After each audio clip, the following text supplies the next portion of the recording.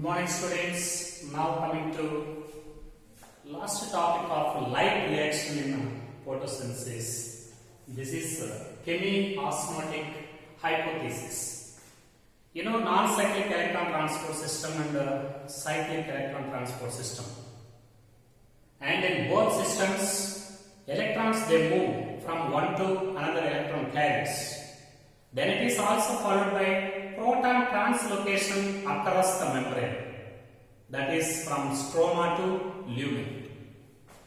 Now these HLS they produce ATP molecules. Anyhow, chemi-osmotic hypothesis it explains the formation of ATP. Formation of ATP in a respiration process and as well as photosynthetic process. Okay, so formation of ATP that is called phosphorylation. Formation of ATP is called phosphorylation. This is called phosphorylation. This is formation of ATP. But formation of ATP in the presence of oxygen. Formation of ATP in the presence of oxygen, okay, is called oxidative phosphorylation. Oxidative phosphorylation. Very, very important. This is called oxidative phosphorylation. It takes place in a mitochondrion. Mitochondrion.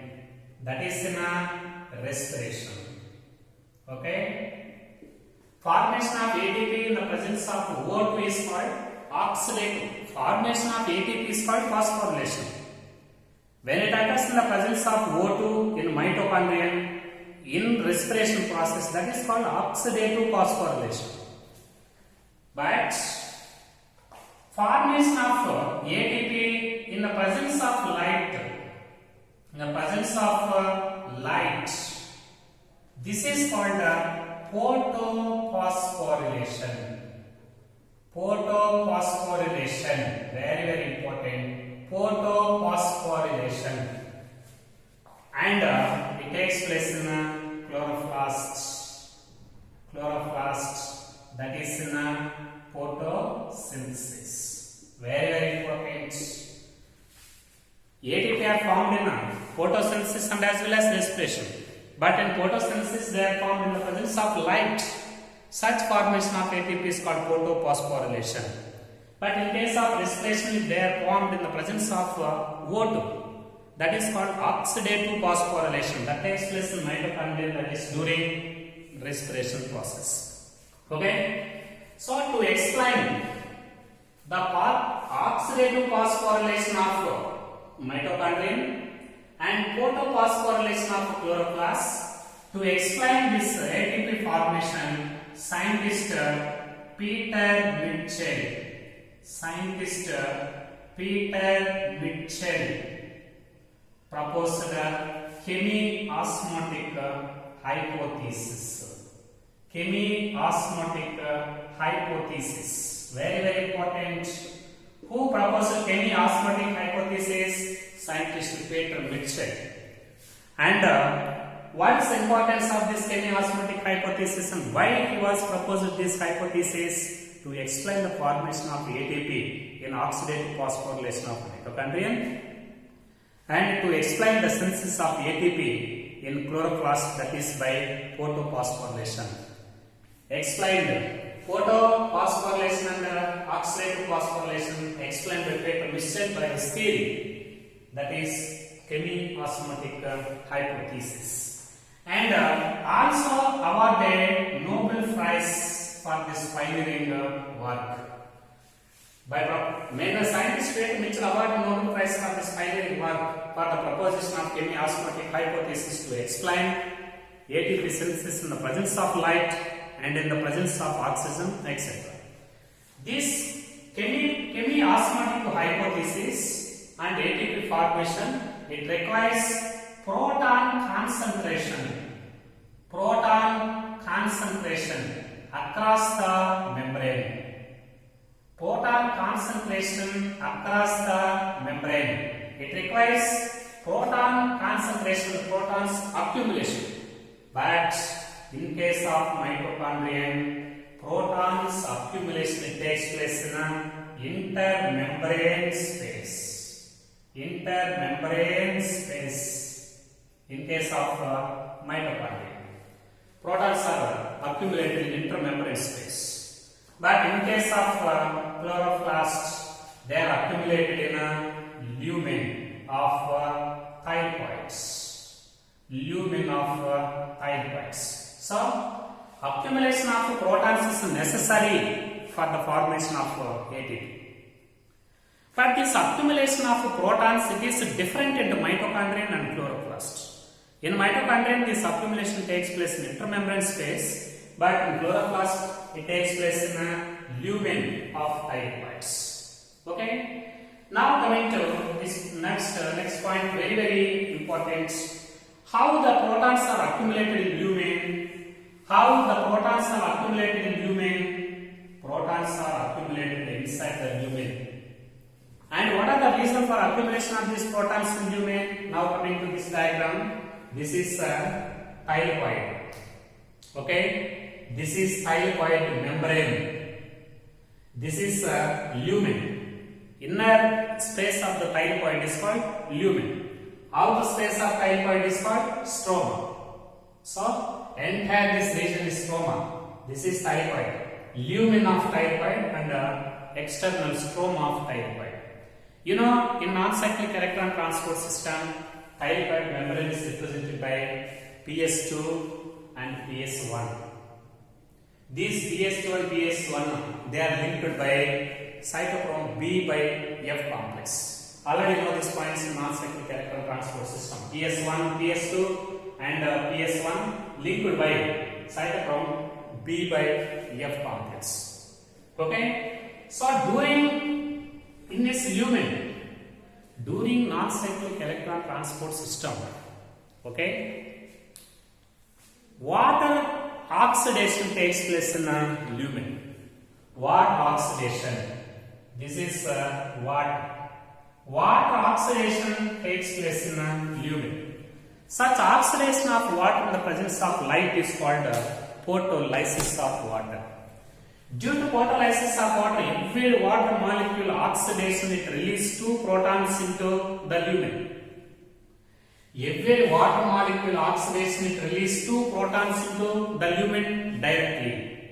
So, one of the source for H plus into the lumen is photolysis of water. First one is photolysis of water. Okay? Photolysis of water. This is one of the reasons for accumulation of H plus inside the lumen. At the same time, every water molecule releases 2 electrons. Now these 2 electrons, they operate 2 Q cycles, Quinone cycles. Every cycle, it facilitates the entry of 2 H plus into the lumen. 2 electrons of one water molecule, they operate 2 Quinone cycles. 2 Quinone cycles, 2 into 2, total 4 H plus also contributes to the concentration gradient inside the lumen. So, another 4 H plus enter into the lumen. This is another source of the accumulation of H plus. Q cycles. Q cycles. They are the reasons for accumulation of H plus. One of the sources of accumulation of H plus in lumen is photolysis of water. And another source, Q cycles. When one water molecule it oxidizes in the presence of light in lumen, directly 2 H plus ions and 4 H plus ions from Q cycles, total 6 H plus they are accumulated into the lumen. In this way, concentration of H plus inside the lumen, it increases several times more than that of the stroma. Lumen concentration is increases than the stroma. So, the H plus present in stroma, they are entering into the lumen by Q cycles. So, concentration in a lumen stroma, it decreases and the concentration in lumen increases. Okay? Q cycles that decrease the H plus concentration inside the stroma. At the same time, during the formation of NADH, here one molecule of NAD plus is reduced into one molecule of NADPH at the end of non-cyclic electron transport system. Every NAD plus receives 2 electrons from PS1 and 2 protons from stroma, then it is reduced into NADPH. So, reduction of NADP plus also use some amount of protons present in stroma. So, this is also one of the reasons for decreasing the H plus ions in stroma. One quinone cycle, 2 reduction of NAD plus. There, the reasons for a decrease in the protons concentration of stroma. Accumulation of H plus, it is due to 2 reasons: photolysis of water and Q cycles. A decrease in protons of stroma is also 2 reasons. One is Q cycles and the second one is NADP plus reduction. Okay? Because of this reason, the concentration of lumen is increases several times more than that of the stroma. Due to high concentration of H plus inside the lumen, always this H plus they try to move into the lower concentrated region, that is into the stroma. But thylakoid membrane, it is impermeable for this protons translocation. Okay? However, some of the locations in this lumen membrane, thylakoid membrane, they are called ATPase. It is represented by F0 part. It is serves, this is ATPase. It is represented by F0 part. It is embedded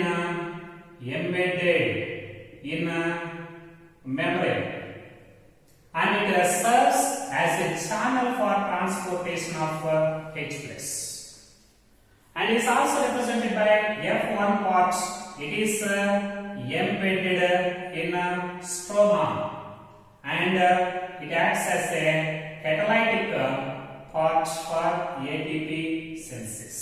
So, this H plus they try to move into the lower concentration, that is into the stroma. But thylakoid membrane is impermeable. It's not allow the H plus into stroma. However, some of the membrane proteins called ATPases with F0 part and F1 part, they can allow the return movement of this H plus into the stroma. This ATPase is represented by F0 part. It is present inside the membrane and it acts as a narrow channel for H plus movement. And next one is F1 part. It is a small pinhead-like structure and it is embedded inside the stroma. It acts as a catalytic part, as a catalyst for the formation of ATPase. In this way, only H plus they can move into the lower concentrated region through ATPase.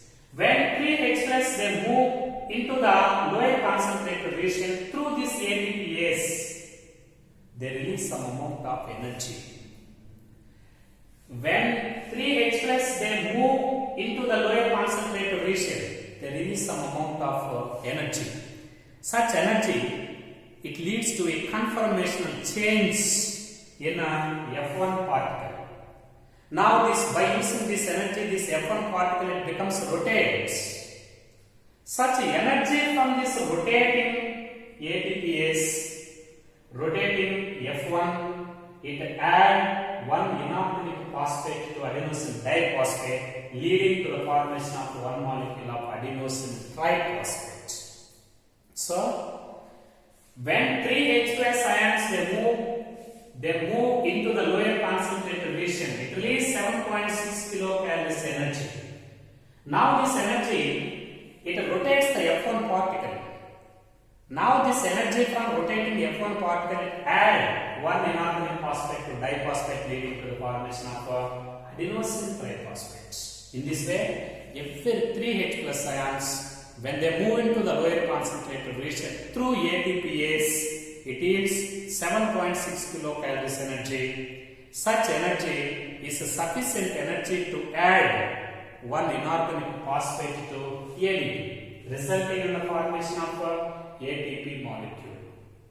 So, these concentrated H plus ions always they move down into the lower concentrated region. In this way, this semi-osmotic hypothesis is mainly based on the accumulation of H plus. It requires accumulation of these semi-osmotic hypothesis depends on 4 events. One is thylakoid membrane and ATPase, and also it requires accumulation of H plus and this translocation of H plus. All these they are necessary for this semi-osmotic hypothesis. Anyhow, this semi-osmotic hypothesis it requires thylakoid membranes, membrane proteins like ATPase, and also requires accumulation of H plus and concentration gradient of H plus across the membrane.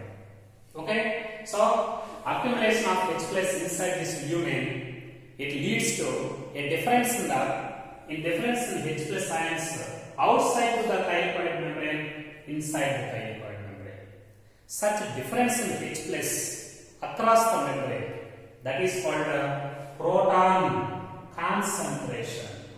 This is called proton concentration. Such difference in this proton concentration is called proton gradient. This is called gradient. Difference means gradient. So, the driving force for this semi-osmotic hypothesis, proton concentration gradient across the membrane. High concentration of protons inside the lumen, low concentration of protons outside the lumen, that is the stroma. Such a gradient of protons across the membrane, it is responsible for the concept of semi-osmotic hypothesis.